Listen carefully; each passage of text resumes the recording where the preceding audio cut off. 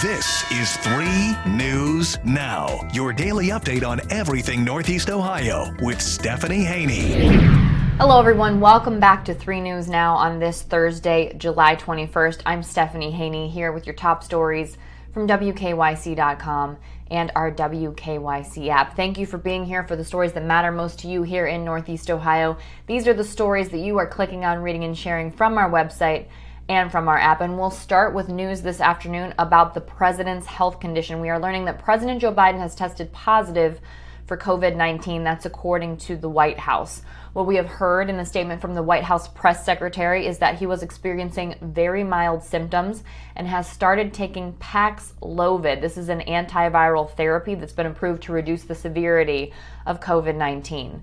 President Biden is 79 years old. He is fully vaccinated and has had 2 booster shots, the last of those he received on March 30th. Now, his last test prior was on Tuesday, and on Tuesday he had tested negative. This is believed to be the first time the president has tested positive for COVID since the pandemic began. In a memo from his doctor, it was described as the president experiencing a runny nose, fatigue, and an occasional dry cough. That was on Wednesday. So Dr. Kevin O'Connor explained that the positive test happened during a routine screening program for the president, and then the antigen test result was later confirmed via PCR testing. That's that more precise testing for COVID-19. Now, under White House policy, anyone who tests positive for COVID-19 should isolate themselves until they test negative. So the White House has confirmed that the president has been in contact with staff members over the phone, will participate in meetings over the phone and Zoom from the White House residential areas. And then once the president tests negative, he'll return to in-person work. We are hearing that there will be daily updates about his status until he recovers.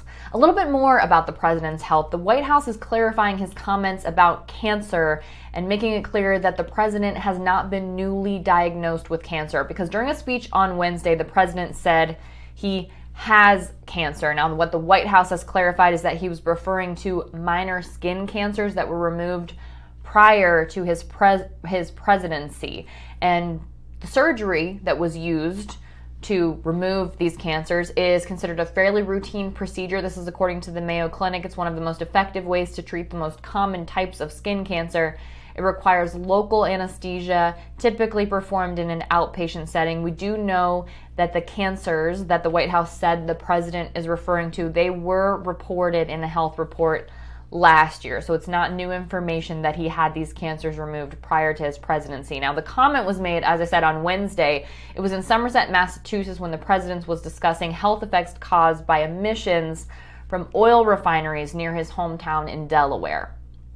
Keeping the news in Washington, D.C., tonight will be the final January 6th panel of the summer. We are expecting to maybe have some more of these panels in the coming months, but for the summer, this will be the final panel, and it will be in prime time tonight. You'll be able to watch that here on 3, and this panel is expected to continue to make the case that former President Donald Trump had lied about the stolen election, and those lies fueled the Capitol attack on January 6th, and that he did nothing to stop it, but instead gleefully, their word, watched on TV at the White House. So this will dive into the 187 minutes that the president failed to act on January 6th, despite pleas for help from aides, allies, and also his family. So the panel is intending to show that the defeated president's attempt to overturn the election victory for President Joe Biden has left the U.S. facing pretty serious questions about the resiliency of democracy here in this country. So there will be live testimony from 2 former White House aides and excerpts of more than 1,000 interviews. So it'll be about 2 hours long. And again, this will close the week on 6 weeks of hearings. This will close the chapter, rather, on 6 weeks of hearings that we've had so far this summer. So the people we'll hear from tonight include Matt Pottinger, who was Deputy National Security Advisor, and Sarah Matthews, who was then a press aide. And both of these people submitted their resignations on January 6, 2021, after what they saw that day. What we're hearing from the panel's Vice Chair, Representative Liz Cheney, is that the events will be outlined of January 6th minute by minute. Here's a quote from Liz Cheney. "You will hear that Donald Trump never picked up the phone that day to order his administration to help. He did not call the military. His Secretary of Defense received no order. He did not call his Attorney General. He did not talk to the Department of Homeland Security. Mike Pence did all of those things. Donald Trump did not." Speaking of the president's election denying claims, there will be an election denier on Ohio's ballot for Secretary of State in November. This person is a conservative podcaster who has embraced discredited claims that the president did not win the 2020 election, that it was stolen. These claims coming from former President Donald Trump. The name is Terpsahor Tor Maras, and I apologize if I'm not pronouncing that correctly, but this person has gotten the required 5,000 signatures to get on the ballot as an independent. That was reported to us by Republican Secretary of State Frank LaRose. Maras will face LaRose and Democratic nominee Chelsea Clark in November. She initially sought to challenge LaRose in the May Republican primary, but failed to make that ballot, so then getting the signatures to get on the ballot as an independent. So her policy positions include returning to paper ballots and replacing all voting machines.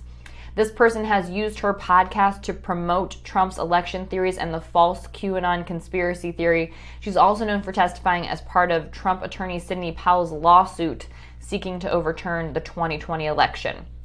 Now let's bring it back here to Northeast Ohio.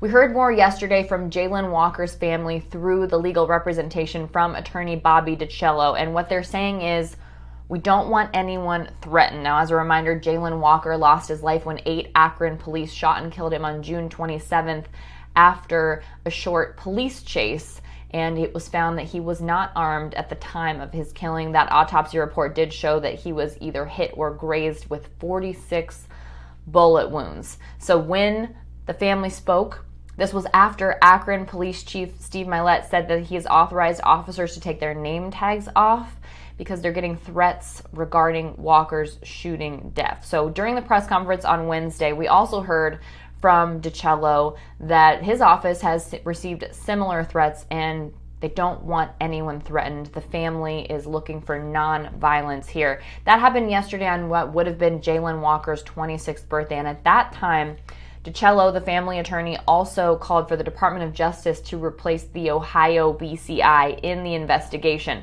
He said that he had spoken with Senator Sherrod Brown as recently as Tuesday night, and that Senator Sherrod Brown is helping out with the conversation with the Department of Justice. DiCello said that they had reached out to Merrick Garland's office directly and that he should have been getting notification on his desk yesterday. Of course, this is a developing story. We will continue to keep you updated. Here in Cleveland, Mayor Justin Bibb has appointed Wayne Drummond as chief of police. Not a new person because he has already been serving as interim chief of police since Mayor Bibb took office earlier this year, and now he has been officially appointed to the role of chief of police. Started his career over 33 years ago in the 1st District as a patrol officer on the far west side, and now becomes the 41st chief of police in the city of Cleveland. Here's what Mayor Bibb had to say. Sometimes you don't need to do a search to find your leader. Sometimes that leader finds you. And speaking of police, if you drive fast, here's an update for you. The Ohio State Highway Patrol is upgrading its aircrafts to spot speeders and aggressive drivers. So this is a pretty major upgrade to the system, more advanced than what they have been doing previously. It's an increase in number of people in that group. So our Brandon Simmons got a chance to talk to someone in Columbus. He talked with Staff Lieutenant Justin Cromer, who is the Aviation Section Commander for the Highway Patrol, and talked about and explained that process. It's really fascinating. You can see the whole breakdown on WKYC.com. But there's a court process to go through to get acceptance of this new procedure. So it's already been approved for use in Fairfield County, which is southeast of Columbus.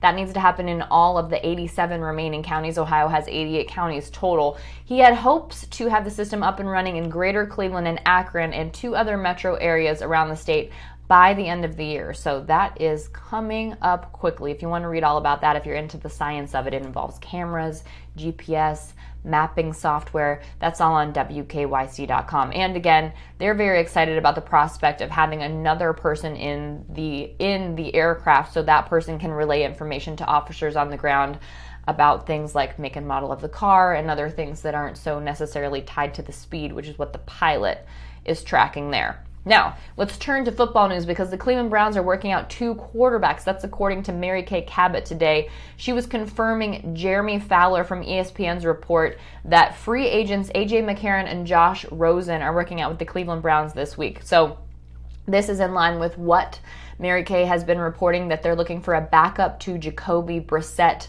during Deshaun Watson's expected not foregone conclusion, but expected suspension for allegations of sexual misconduct. So they are hoping to go to camp with 4 quarterbacks. Josh Dobbs will remain in that crew. By the way, if you're spending a lot of money because things are heating up on your energy bills right now, you might be able to save a little bit of money on that electric bill just by making a phone call. Because if you use NOPEC or an electric aggregator, you might be paying too much. Because the rates, those aggregate rates, are up double right now. It's double from a historic low, including, according to Chuck Keeper, CEO and Executive Director of NOPEC, but it is still up. So if that's you, you might want to call this number and check it out. That number is 855-667-3201. Now let's talk basketball very quickly, because Bleacher Report is saying that the Cleveland Cavaliers starters rank pretty well. According to them, their roster and off-season moves leave them in a very good spot for early success next year. The projected starting lineup for the Cavs is Darius Garland, Karis LeVert, Lauri Markkanen, Evan Mobley, and Jarrett Allen, and they come in at the number 11 spot in the Bleacher Report rankings. This is of all 30 NBA projected starting lineups, and they come in number 5 in the Eastern Conference, so that's pretty good to see. So they are ranked ahead of teams like the Dallas Mavericks, the Atlanta Hawks, the Miami Heat, the Toronto Raptors, and the Chicago Bulls. And the only teams ahead of them in the East are the Boston Celtics, the Philadelphia 76ers, the Brooklyn Nets, and the Milwaukee Bucks. I want to take you to Canton for this next story, because Twisted Olive in North Canton has been ranked among the 100 best restaurants for outdoor dining in the country, which is a pretty big deal. The only Ohio restaurant to make it onto this ranking. This ranking comes from Open Table, and they say they look at restaurants with stunning views, delicious cuisine, and incredible outdoor dining experience. So congratulations to the Twisted Olive in North Canton. If you're down there, I recommend checking it out. One more thing to keep on your radar. Disney on Ice is bringing a show to Rocket Mortgage Fieldhouse. That'll be in January. They'll be here January 6th through the 15th, 2023. They're calling it their Frozen and Encanto show. So here's what they had to say that you can expect. For the Encanto version, they say celebrate the love of family in the new show everyone will be talking about. It'll be brought to life like never before, with singing and dancing with Mirabel, her sisters Isabella and Louisa, and more.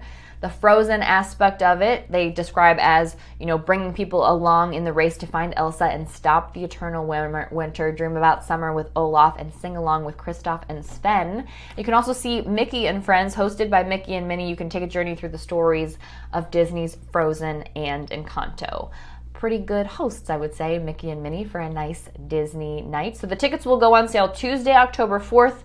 We don't have the exact show times just yet, but pre-tail tickets will go on sale with a link that we have for you on WKYC.com. All right, that's it for your 3 News Now update today for Thursday, July 21st. I will see you back here tomorrow with more 3 News Now. Thanks for listening to 3 News Now with Stephanie Haney from WKYC Studios. Subscribe now so you never miss an update, and find more on everything you heard here on WKYC.com and in the WKYC app.